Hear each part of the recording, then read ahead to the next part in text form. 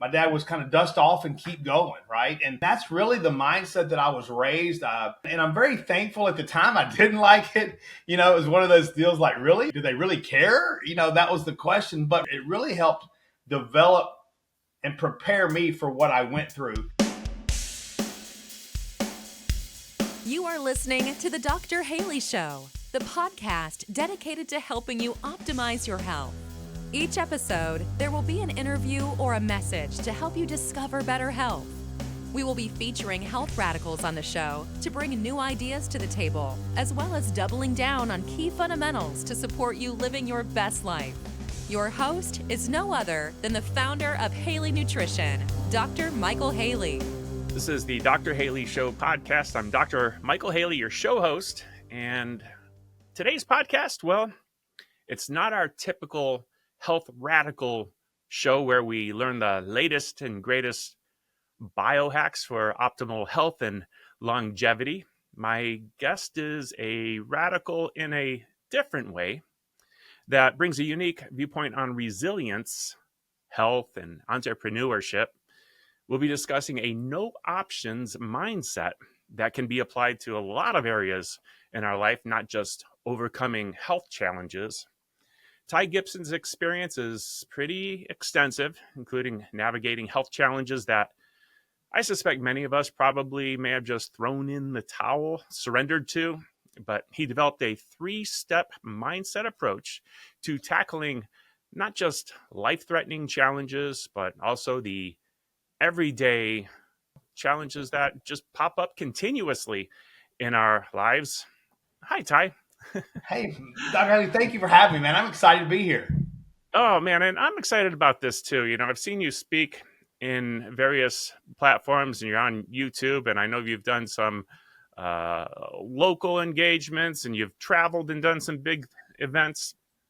And I heard enough of your story where I said, wow, I want to talk to this guy. And I know that you have some mindset principles that are similar to things I've applied in my own life, only I think you maybe took them next level because you had to. And that's why this interests me so much, because I want to go next level.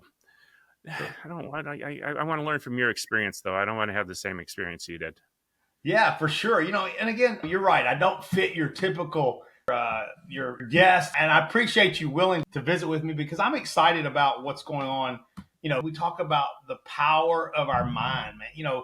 Our mindset is really powerful, and that's kind of where you mentioned my adversity that I've been through and how I've learned to apply this 3-step mindset. And it's been an interesting road for me, but as we talk about, the power of our mind is incredible. Yeah. And I'm just excited to be able to talk to your audience about it a little bit because I'm really excited about it in the way that, I've been through a lot as a juvenile diabetic when I was. Wait, hang on. Before we get into that, yeah, because I want to tie one thing together where this really fits in with my podcast. Sure. And it's maybe even outside of health challenges and things. I always like to ask my guests about the power words that were either spoken into their life or a principle that they've applied to their life. And I think this really does fit in first. Okay. I think of the movie Apollo 13, and these were always words that I grabbed onto. And although they were spoken in the movie, it wasn't exactly spoken this way at, Command Central when they're trying to bring Apollo 13 back to Earth. But the actor that played the guy that was in charge of everything said, failure is not an option. And to me, I've always kind of lived that way. And whenever I have a challenge, I always looked at it as a way to maybe figure something new out. And if I was listing a bunch of options to get to the goal, failure wasn't one of them. And failure is not an option is something I kind of grabbed onto and applied to a lot of areas of my life.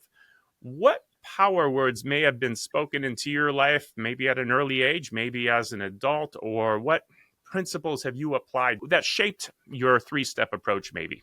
Well, growing up, I really was taught that no one really wants to hear my problems, right? I mean, no one wants to hear me complain. And as bad as that sounds, there's really what helped me develop this. And I think that's exactly what helped me through my adversity. But as a young child, we didn't have options, I mean, my dad was always one of these kind of, growing up in Southeast Texas, I was one that said, my dad was kind of dust off and keep going, right? And that's really the mindset that I was raised. Just figure it out. And that's really where it came from. And I'm very thankful at the time. I didn't like it. It was one of those deals like, do they really care? That was the question. But it really helped develop and prepare me for what I went through. And then as I started looking back at my story and how things happened and where did the turning point happen, multiple times in my life, I had to look at it. I really didn't have an option. I didn't have an option whether to go into a surgical procedure that I had a 50-50 shot of survival. I mean, I didn't have a choice, right? My wife and I, when we chose to open a business and we both left corporate world, and then '08 hit with the financial, downfall, we didn't really have an option to fail. And that's kind of the approach we've taken over. And I look back over my life, and those are things that just kept coming back in place. But I really believe, to answer your question, as a child, the no options, my dad was one that just said, let's push through, let's figure it out. And I'm really thankful that they did that. Yeah. That is awesome. Leading up to this podcast, it just so happens that we've had a few in the past month or so that were overcoming type 2 diabetes.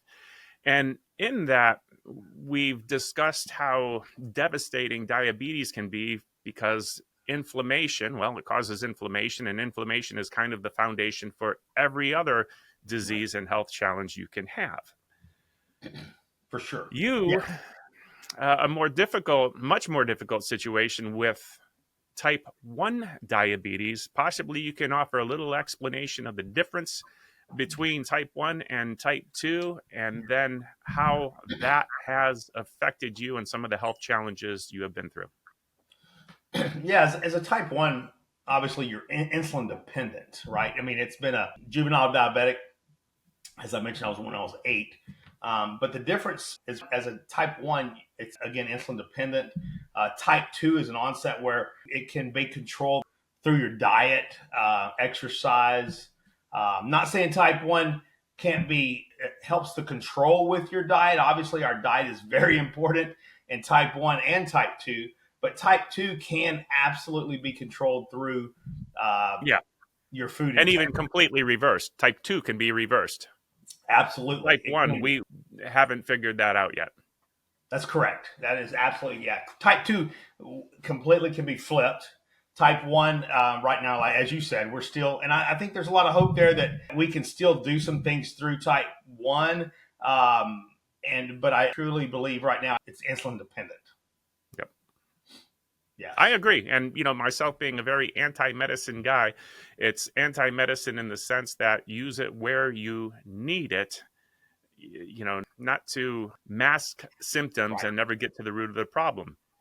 But sometimes you have to manage situations because the effects of diabetes can be devastating, and they are devastating, and you experience some of it, and there was really nothing you can do about it. How did diabetes affect your health, and what did you have to do about it? Going back to kind of what you said, we tried to avoid medicine as much as we could, right? And through other ways of taking care of ourselves through our diets and exercise. But you're right. Once I was a juvenile diabetic, I didn't really have options, right? This was in the 70s, right? So there was a lot less technologies in the late 70s when I was diagnosed with it. So when I was diagnosed at the age of 8, I was told I had to go on insulin. As I mentioned, we never really even took, any kind of Tylenol or any of that. I mean, that was not even part of our families. We just didn't do it. So this was a big eye opener to us and my family that I was having to go on to as a diabetic, going to be taking shots. So as 8, I was put on shots. Brittle diabetic though. My blood sugars were up and down. So I battled that a lot as a kid, not understanding it right as an 8-year-old and wondering why I felt so bad and had to completely change my diet, which was really not a bad thing for our whole family. I mean, we learned a lot about diet that we never had really had to. But I continued to have these health problems all the way till I was 10. I was at Texas Children's in Houston on the research floor, which you probably remember. David the Bubble Boy, he was born with challenges. He had no immune system, which was really cool. I was stationed next to him at Texas Children's, so I got to meet him and learn a lot about him and all of that. But through that, I was doing research on an insulin pump. Insulin pumps were being something that they had some not really work, but I was put on an insulin pump that was used for chemotherapy. So they put insulin in a syringe pump, and they researched me to watch how my body would handle taking the insulin in certain doses throughout the day versus one shot here and one shot there. It was slowly giving me insulin throughout the day. So they tried to manage me through that, which was really an interesting process, which then later became truly insulin pumps. And so my life was, as a 10-year-old, was really interesting as being put on these pumps. I came home with a pump, and get this, almost 2 pounds, 1.9 ounces. It was a brick that I wore basically on the side of my belt to control my diabetes. And to this day, now I wear a small insulin pump that's about 6 ounces versus a pound 9 ounces. So I got to see insulin pumps go through the different phases. So I've been a diabetic research for years. Now, in that, it didn't fix your problems. No, absolutely. I mean, it was, as you talked about it, it was masking a lot of challenges, right? It did not solve my problems. I battled with diabetes all those years, even through my college days and trying to figure that out, right? That was a big challenge. And then let's fast forward. At the age of 30, Dr. Haley, my kidneys started failing.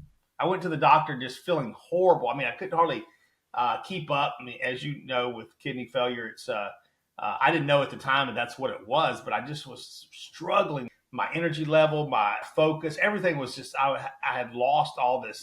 And so I went in and to the doctor and did a lot of lab work, and come to find out my kidneys were failing. And at the time I had such brittle diabetes, and the doctor was like, here's the deal, Ty. He said, you've got such brittle diabetes, you need a kidney. But if we do a kidney transplant, you've got such brittle that you'll just go through kidneys. He's so fast. He said, but because of your brittle diabetes, he says, but here's the deal. They are doing research right now at the University of Maryland doing a dual transplant, which is a kidney pancreas transplant at the same time. And he says, I really think you're a good candidate for this, if you would consider this. And I said, absolutely. I mean, it kind of goes back to that no options where I talked about. I ran into a couple of times where, I didn't really have options. I mean, I definitely couldn't operate feeling this way. So before we go any further on this, yeah, because now you're considering kidney, you're considering a new pancreas, major surgery, probably pretty dangerous. Are you living with a certain faith that kind of supported you through this, where you're okay with the outcome if you don't make it, or how do you deal with that?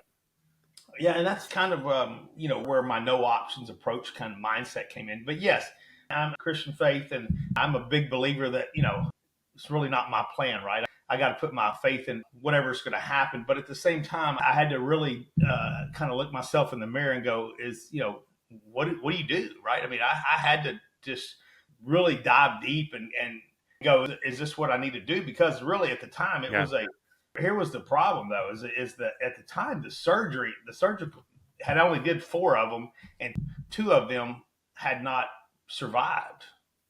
Okay. So you're literally talking about a 50-50 chance of survival here. Now, and you're how old at this time? I'm 55 right now. Yes, sir. No. I'm sorry. At the time of the surgery, yeah. I'm 30. I'm sorry, 30 years old. Yeah. And I'm curious because, and I'm going to go back to the faith thing. I mean, at 30, you haven't lived your life yet. You got a Mhm. lot of things you still want to experience.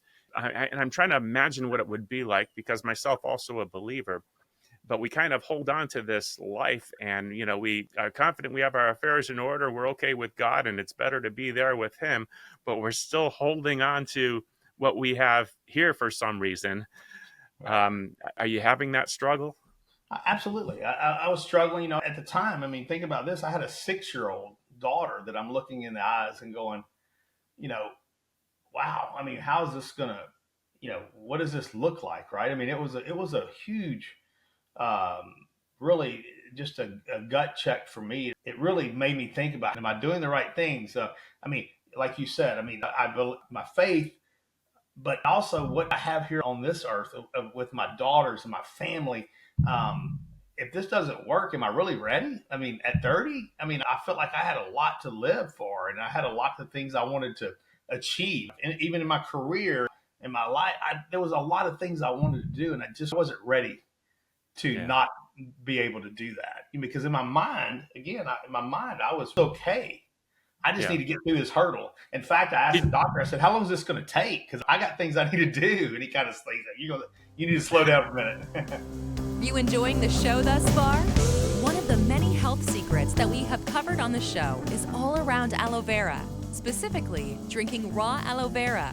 Our aloe vera has helped our customers effectively heal their gut, increase their intestine health, lower inflammation in the body, eliminate and/or decrease acid reflux, have glowing skin and hair, and so much more. Now, as a frequent member of our audience, you will be exposed to exclusive specials and coupon codes for the awesome products manufactured by Haley Nutrition. That's right, for simply being awesome and tuning in. You can get a mini discount to help you optimize and better your health.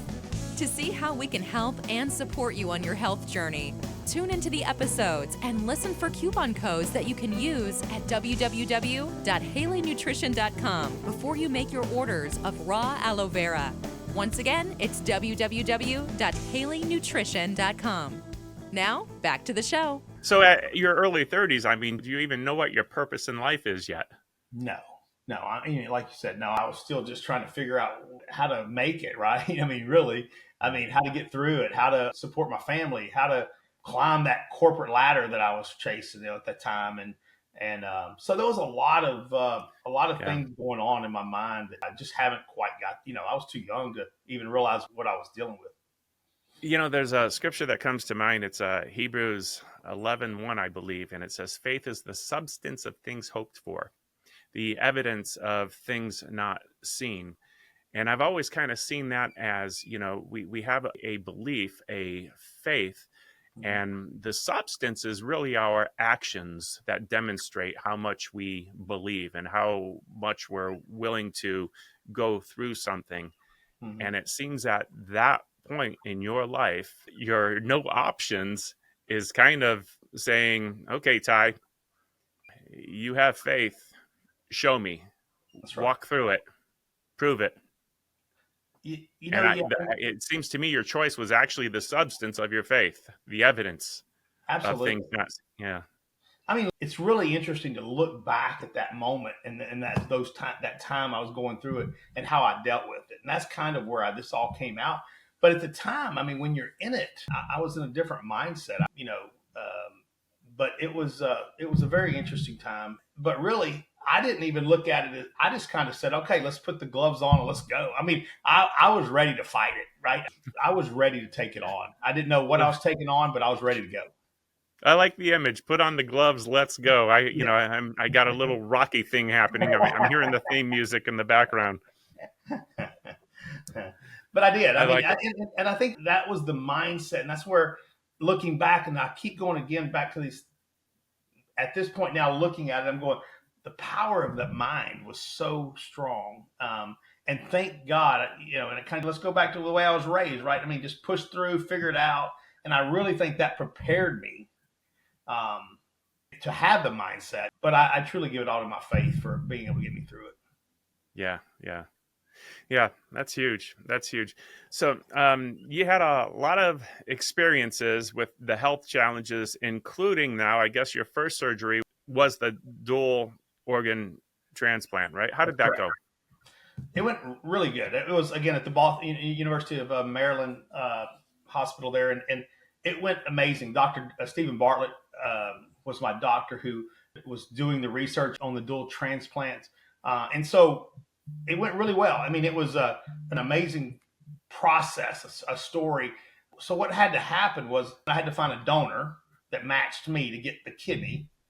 And then I had to be put on a list to receive a deceased donor's pancreas because someone has to donate their organs to receive their pancreas. So that process went on, and my mother at the time, who was 60. Yeah, making sense of it. People have extra kidneys, but no one has an extra pancreas. Correct. Absolutely. And that's so this is major because not only is it dual transplant, but they're coming from different sources, and it all has to be perfect. And everything, there's such a really deep dive into making sure everything matches correctly, and so much more than just a blood type. They dive so much more into that. But so we started going through that process to find me a kidney, right? Someone that would match. So we started the process, and at the time my mom was 60, and she said, Ty, if I can donate, if they say my kidney matches, that's my role. I feel like as your mother, God gave us two kidneys, and that's my role. So my mom stepped in and said, I want to donate my kidney, which was absolutely amazing. So that had to send her through all the testing, right? At this time, Dr. Haley, we had to go through a lot of testing. So up in Baltimore, we went through the testing. She came out, and she was a great match. She was a perfect match for me. So now we've got it set up. We got everything lined up. Now we're on the list to receive a donated pancreas. So that went on for about 8 months of waiting, right? We're waiting. We're now in Texas. The hospital that we're doing the surgery is in Baltimore, Maryland. So there's obviously some logistics things that we had to work out, which was just be prepared with the flights and getting everything ready. So we were ready on our end, but we still had to wait on this organ to receive a pancreas. So 7 months. And the good thing is I pushed through every day, and I never stopped working, which was kind of one of my goals. I was like, I don't want to just lay here. It was absolutely a huge challenge to get up every day just because your strength level, you feel horrible. But I wanted to keep moving. So I would go in, and I would, as soon as I get home in the evenings, by 6 o'clock, I had to go to bed just to try to make it through the night to be able to get up the next morning and do it over again. So it was a really tough time, and it was getting really hard. So over those 6 months, I pushed through. And here's the interesting piece, though, is the week before I got my call, I finally went to the doctor and said, I don't know that I can go anymore, which now was going to prepare me for dialysis. So that was on like a Wednesday I went in. So that next Sunday, which was Super Bowl Sunday, I get a call from Baltimore, Maryland. It's midnight. The phone rings, and I knew the number. From because I was talking weekly with them and doing testing and stuff. They called me at midnight, and that phone rings, and immediately I got extremely nervous. And they said, "Hey, Ty, we may have a match. We have a pancreas that matches you that we're preparing procurement, and they're looking at that looks like it's going to be a perfect match for you." And she says, Ty, as you're saying these things, I couldn't possibly imagine what you were going through at that time. But in just hearing it right now, I'm on the edge of my seat thinking, my goodness, this is huge. So much has to happen in such perfect timing at this point. I'm on the edge of my seat and thinking, this is a miracle. Yeah, it really is. I mean, and that's what's amazing about this story. I look back and go, how did it even had all this happen? It's just like the movies, though. And I got the call. They said, get prepared. We got a couple more things to make sure that it's right. But as soon as we get that final say, I need you guys to get on a plane and get here. So they call me back, and I call my mother. Remember, I'm receiving her kidney. She doesn't live close to me. So I call her. She doesn't answer. And she has never not answered her phone the whole time I've known, but she doesn't answer the phone, and I'm going, oh gosh, that's my kidney. I've got to get her. I've got to get her. She is a big part of this plan, which again just added to the nerve part of it. But we got a hold of her, and within probably the next 2 hours, we took off. Right, so we get to Baltimore, and it's like the movies, wherever you rush and everybody's going, and then you get there and you wait. Because, obviously paperwork and prepping, getting you ready. And so it was just a long deal. But once we got there, I went into surgery. It was a 16-hour surgery. And in the surgical room, it was me, a team that was preparing the pancreas, and then my mother was in this other area preparing to receive her kidney. So 16 hours later, I received her kidney and the pancreas.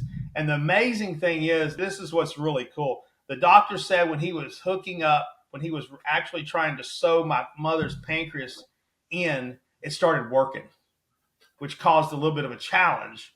But a lot of times kidneys don't always work right when they sometimes take days, weeks to actually start working. But hers started working immediately, which was a blessing, right? And then I got the pancreas from the donor. And I came out of surgery, and it was rough, right? But when I woke up, my mother was sitting in a wheelchair beside me.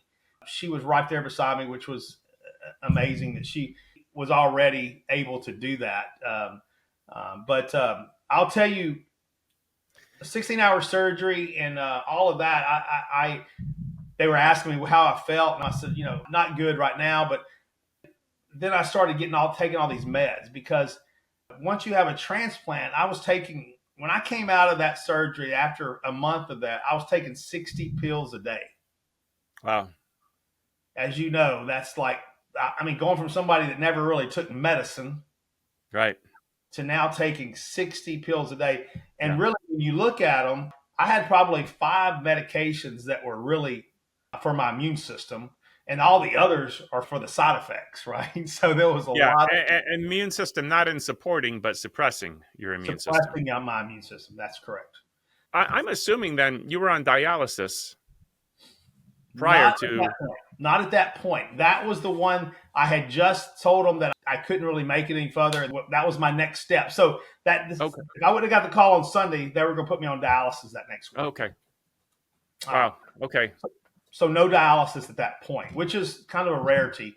And the reason I was really pushing to not go on dialysis, because they said the percentages of organs rejecting were much better if you had not been on dialysis prior to the surgery.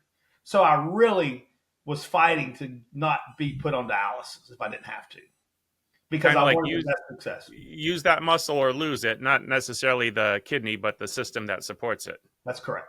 That is correct. I get it. So anyway, and they were telling me, Ty, the recovery is really hard the first year, because you've got all these medications that you're putting in your body. Your body's trying to not reject the new organs that are in your system.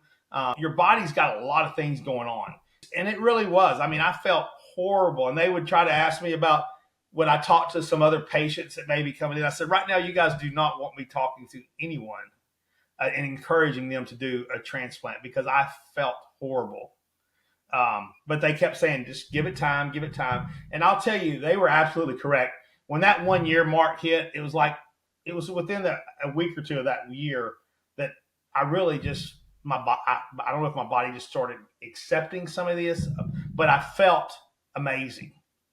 I felt different. I felt great. I was able to live a normal lifestyle, which was really, really nice. With energy levels returning and that kind of thing? Yes, with energy level. But I think... Were you off insulin?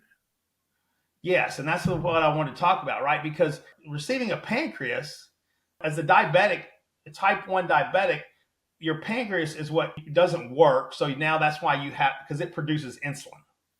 When you eat or drink something, your body will produce insulin to cover that sugars. And so with the new pancreas, I didn't have to take shots. I wasn't a diabetic any longer. Wow. Which was absolutely amazing. Over 20 years of shots and not anymore for that. Not for that, not for insulin. mean, I could just feel, I mean, I saw my skin color change. I saw my complexion, because I started having some different, I just didn't realize how bad I felt. And in fact, there was a medical reporter that did a story on it. And she said, how do you describe prior to the surgery to post surgery? And I said, it's a good question, but I described it as I see life in full color where I used to see it in black and white. And it was absolutely amazing because someone made a decision to be an organ donor. And I encourage people to please consider that, because there's a lot of people that are in these hospitals just waiting for matches, right? Because that person made that choice, though, I was able to get married. I was able to start a business. I was able to adopt our daughter. We have a new daughter that we adopted. And so that's where I talk about pushing through, because there's always, I feel like on the other side of adversity, there's some great things. We just have to push through. As a thank you for tuning into the Dr. Haley Show podcast, I have a special coupon code that can be used throughout the month of December 2025. Get $10 off your purchase of $100 or more at HaleyNutrition.com. The coupon code is Charlie. That's CHARLIE. And as usual, you can even use this coupon with on sale and already discounted bundled items. Enjoy the rest of the show. B.J. Palmer, a chiropractor that kind of paved the way of the chiropractic philosophy in the 50s, said something along the lines of, you never know how far-reaching something you think, say, or do may affect the lives of millions tomorrow. And in this case, someone donated a pancreas, was an organ donor, and that now giving you life, and now you're able to adopt a child, and who knows how that's going to affect that child's life. And you never know how far-reaching something you do may affect the lives of millions tomorrow. And that is a beautiful thing to say there, and an encouragement to people to be organ donors. So no, it was. Thank you for making that point. No, you're welcome. And that's kind of what now has become my mission, is just to try to encourage people to be organ donors. I still to this day get calls from hospitals that may have a loved one that has been in an accident or whatever the case may be, that they are considering organ donation. And so I tell them on a horrible tragedy what that gift can mean to others, and what it's done for me, and just encourage them through that. And so I truly dedicate my time now to just trying to help people through things like this. So it's been a joy. But the story didn't really end there, though. My pancreas lasted for 12 years. So I didn't have diabetes for 12 years. But as most organs do, they're going to reject at some point, right? So after 12 years, I again became a diabetic. I went back to being a diabetic. I got put on an insulin pump that years prior, I was part of the research team of getting some of those things going. So now I'm back, and it's a much smaller insulin pump and all that. So 12 years. And then let's talk, my mother's kidney lasted for 20 years. And this is where it really gets interesting. So that was in 2000 is when I had my first surgery. 2020 is when kidneys failed again. And this time I had to go immediately on dialysis. And to this day, every time I see a dialysis center, I just say a quick prayer for those people, because if you know somebody going through dialysis, it's a challenging time. And it's so I always say, just please think about those people, because that's a hard life. And really, when you think about it, it's almost like a room full of, there's no hope, right? Because there's just that people are just trying to hold on. And so I always encourage people to, if you know somebody going through it, to help encourage them in any way you can, because that's a hard time. I would go in from at 4:30 in the morning till 9 a.m. and then I would go to the office and work. And so I tried to, again, was, back to the way I was raised. I didn't really care to tell people about what was going on, because I felt like it was just, they don't want to hear everybody was dealing with something. And this just happens to be what I'm dealing with. So I went through dialysis, and then I So I needed another kidney. So my sister ended up being a match. And so my sister started going through the testing as you have to do to figure out the exact match.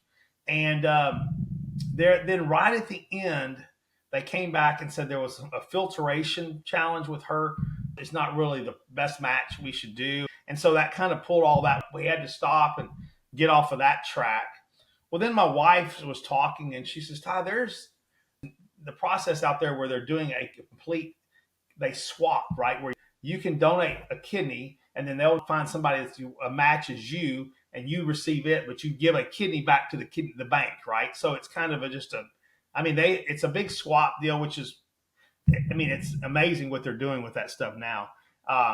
So she said, I'm going to go get tested and just get prepared to see if we can do that.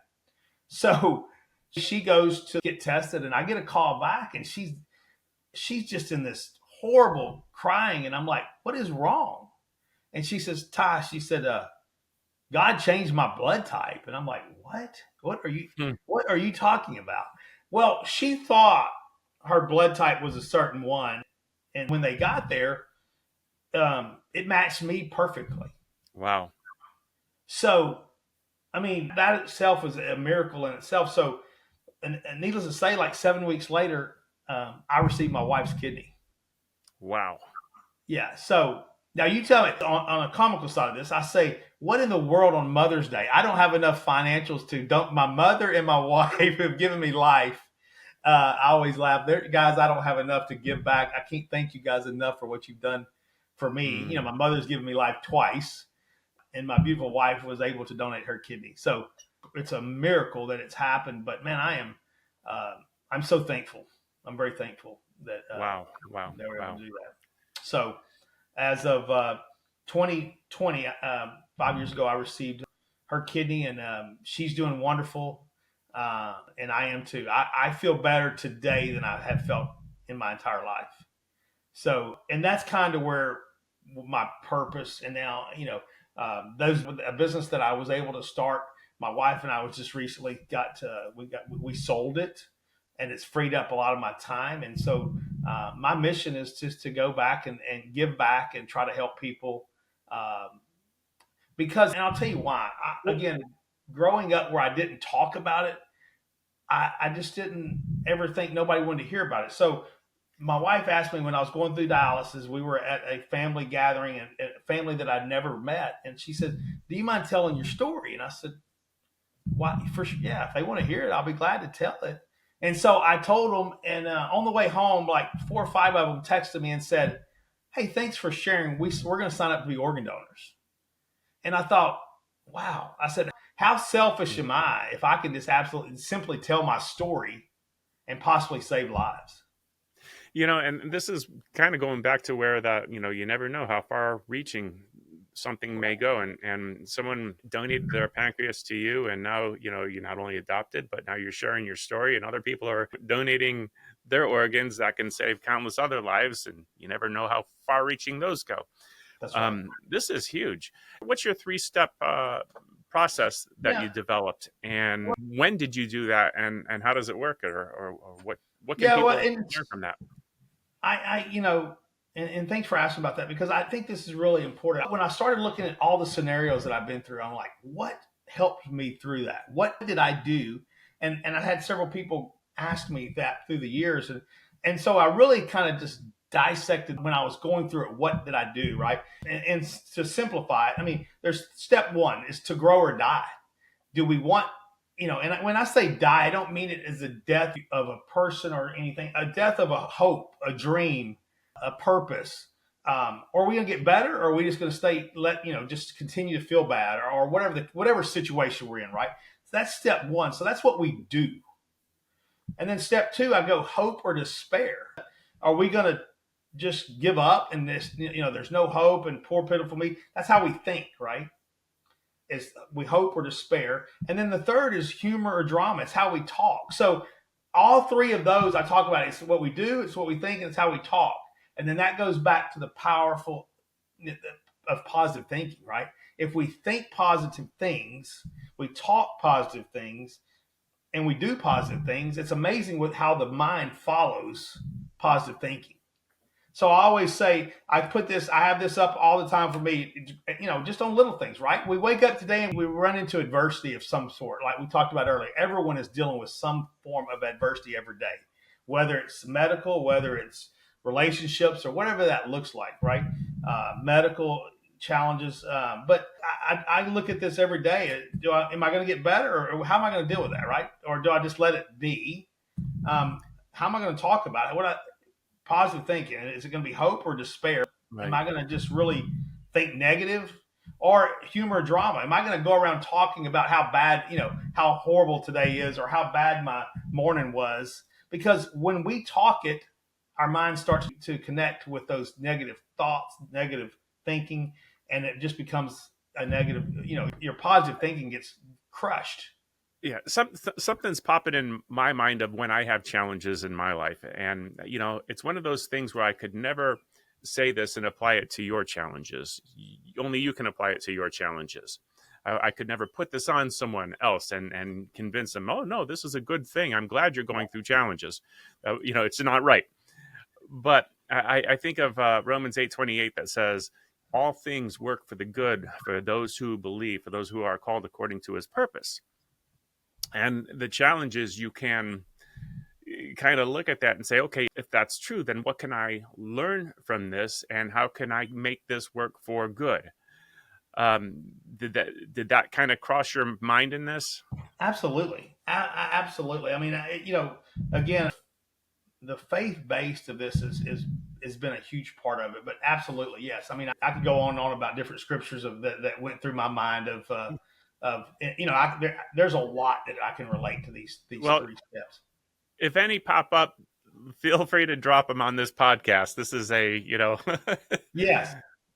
It's a good platform for it. Yeah, no, I do appreciate that. I love the opportunity to be able to talk that. The 3 steps is, I try to keep it really simple. I don't want to overthink this, but when people are going through it, like you said, it doesn't matter if it's as intense as maybe what I went through, because there's people going through way more. And sometimes it may just be the simple adversity that we had this morning of, the car wouldn't start. We had this or this, whatever the case may be, right? It's okay. We're going to get through it. And I just want to encourage people on the other side of this there's some great things, right? I mean, God is good. And I can tell you it's not our plan. He's got our plan. So we just need to keep a positive mind on and help people. Let's lock arms, because today's world is hard. We live in a tough world, and I encourage people to encourage others, but we can't encourage others until we're able to think positive. And so that's kind of my goal, but Dr. Haley, is just to continue to encourage people and really let's put our arms around each other and help us through this situation. Yeah. That's a good word. Do you have a program or a book with this 3-step process? How does that work? How do people learn it? I do. Right now, I set up and visit with people and we really dive into this 3-step process. On my website has my contact information, and I sit down and we'll go through a 3-step process with you.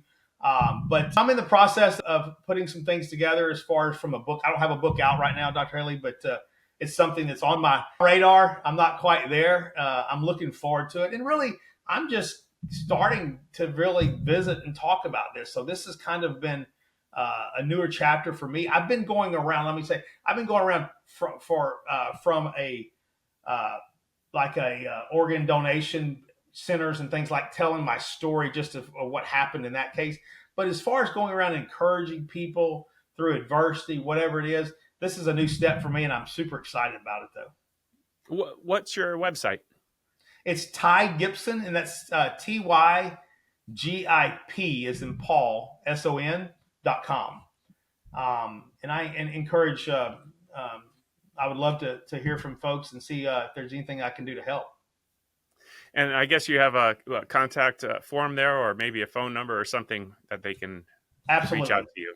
I do. All my contact information is on there. I even have a podcast that I've started just talking with people dealing with adversity through Spotify, and you can pick that up. And but what's the name of that podcast? So if people want to look it up now. Yeah, Ty Gipson's No Options Mindset. I like it. It's a nice, strong, bold title. It tells you right what it is. Yeah. I might have to subscribe to that. I love listening to podcasts when I'm driving, and Good. I used to listen to the radio. Sometimes I still put on worship music or something like that, but I That's love exactly what I listening do. to I podcasts. bounce. I bounce between some good Christian music stations to podcasts. It depends on what mode I'm in and how long the drive is. That's great. Yeah, and for me, it's funny because I don't listen to actually Christian radio, but as a drummer in the church, I'm Oh, listening to the next 5 songs that we're going to play on Sunday. I bet. Yeah, that's probably something you have to do. That's awesome. So you're a drummer, and that's a great talent. It's a lot of fun. I'm one of those guys where, I look forward to the day when I have a heavenly voice and I can actually sing. Uh, right now, I'm not that talented of a singer. So I like to, swing wood sticks at things that make music and try to make music with sticks instead of my voice. Yeah, that's all. Yeah, that's a great talent. Not everybody can do that either. So that's really nice. It's a lot of fun too. I mean, I think it starts when we're like probably a year old and our parents give us this wood block with a little hammer and we have to put the right shape through the right, and we're just banging away at it. And Right. Right. now, what are you doing for a living now? I still work. The company that we started, that I created and started, as we sold, but we've stayed on with them for a short period of time. And so that's, I always say I'm not having to look at spreadsheets every day and all that now. So I kind of carved out some things I really enjoyed in the business.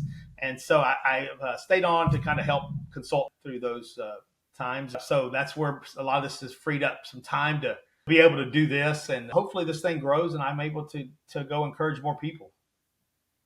That's great. Is there anything that you wish I would have asked in this time?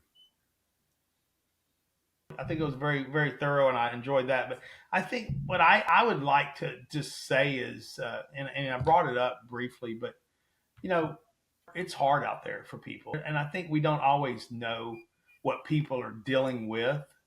And I think if we can all just think about being a positive influence to the people around us, because we never know what people are dealing with.